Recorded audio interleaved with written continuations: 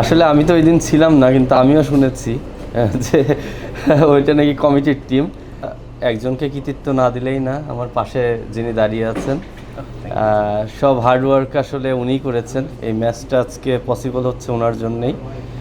আমরা পাশাপাশি হেল্প করেছি, কিন্তু এই ম্যাচের টোটাল যেই কাজগুলো স্পন্সরশিপ থেকে শুরু করে A to Z উনি টেক কেয়ার করেছেন। শান্ত ভাই একটা কমপ্লেইন করছে যে কমিটি টিম মিরাজের টিম যায়, আপনার আসলে কি বলার আছে?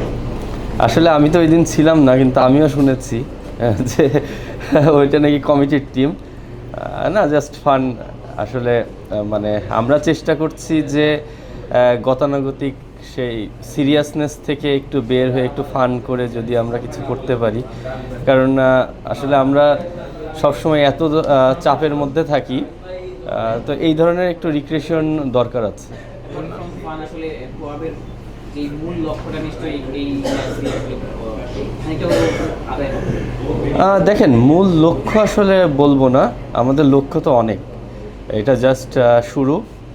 আর আপনারা জানেন যে আমাদের নিজস্ব কোনো ফান্ড নাই। তো এই ম্যাচটা আয়োজন করার মূল উদ্দেশ্য হচ্ছে এখান থেকে যতটুকু ফান্ড আমরা অ্যারেঞ্জ করতে পারবো, এটা আমাদের দুস্থ ক্রিকেটার যারা আছেন, আপনারা দেখেন বিভিন্ন সময় অনেক প্লেয়ার বিভিন্ন সমস্যার মধ্যে পড়ে। এটা নর্মালি এর আগে প্লেয়াররা নিজেরা মানুষের কাছ থেকে কালেক্ট করে করে তাদেরকে কন্ট্রিবিউট করা হতো, কিন্তু যেহেতু আমি বিশ্বাস করি যে ক্রিকেটারদের একটা সংস্থা আছে, এই দায়িত্বগুলো তাদের। আমাদের যদি এই ফান্ডটা স্ট্রং থাকে, তাহলে আমরা যে কোনো এক্স ক্রিকেটার বলেন, বর্তমান ক্রিকেটার বলেন, আর যে কোনো ক্রিকেটাররাই যদি কোনো ধরনের বিপদে পড়ে বা তাদের যদি আর্থিক সহায়তা দরকার হয়, আমরা এখান থেকে তাদের পাশে দাঁড়াতে পারবো। দুই দলের ক্যাপ্টেনই মোটামুটি একটা উত্তাপ ছড়াইছে যে একজন আরেকজনকে ফোন দিয়ে থ্রেট দিচ্ছে, প্লেয়ার নিয়ে নিচ্ছে, এই যে উত্তপ্ত পরিবেশ কিভাবে সামলাবে? আসলে এটা উত্তপ্ত পরিবেশ না, এটা আপনাদের সাথে একটু ফান করতেছে। তো আমি যেটা বললাম যে ফান দরকার আছে, যে একটা ম্যাচ, এটা ডেফিনেটলি আমরা অন্যান্য ম্যাচের থেকে আমি বিশ্বাস করি এটা আমরা অনেক বেশি এনজয় করব। তো মাঠের খেলাটা অবশ্যই অনেক সিরিয়াস থাকবে, সবাই সবার বেস্টটা দিবে।